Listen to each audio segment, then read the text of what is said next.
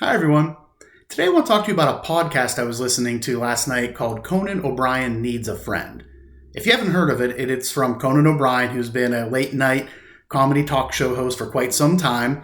And on each episode, he interviews a different comedian, movie star, famous celebrity, and they really just have a conversation for about an hour on a wide variety of topics. Last night's episode was with Tina Fey. Both Tina and Conan were writers on Saturday Night Live. And as part of their discussion, they started reflecting back on their SNL days. And one of the things that came up was one of the writers, Robert Smigel. And if you are an SNL fan, especially back in the 90s, that name probably rings a bell. He did a lot of their very popular skits back then. Anyways, as they were talking about him, they talked about how he was one of the best and most prolific comedy writers out there. How he was just really a genius and came up with just so many amazing ideas.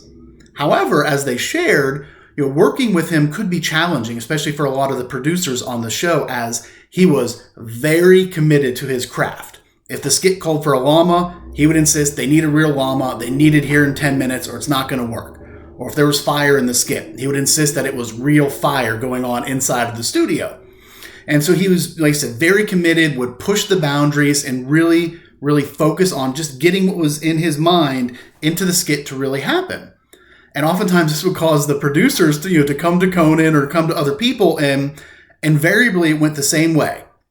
Robert's great. We love him. He's a genius. He has all these great ideas. It's going to be awesome. And they would go on and on for several minutes with this preamble about how great Robert is and how much they love him.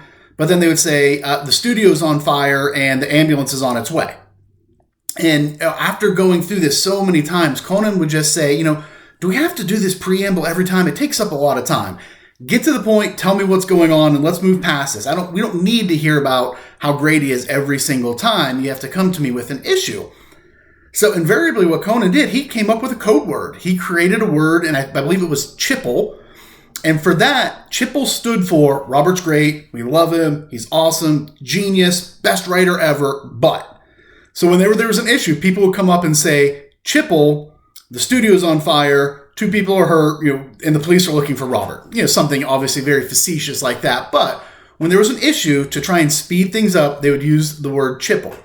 And when I heard that, it made me think about how in the workplace, how we communicate, and oftentimes it's very similar to that, where we get this long preamble in front of the message, especially with email communications.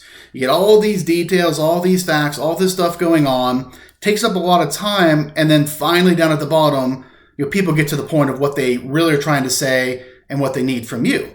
And we work with clients around this a lot to really train and teach their people how to effectively communicate to, get your key message out up front, let me know what you need to do, and then give me all the details and things like that.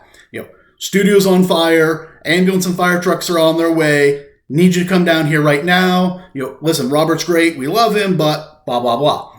So it just, like I said, when I heard that, we need some sort of code word, I think, in the business place, to cut through all of the fluff we may not need up front, so we can get to the point, convey our message, and start to move things forward through our communication. So if you're a comedy fan, if you've been listening to the podcast, I'd love to hear your thoughts on it, or just in general, how does business communication or the lack of effective communication skills impact your organization? If you can, leave a comment below. Thanks and have a great day.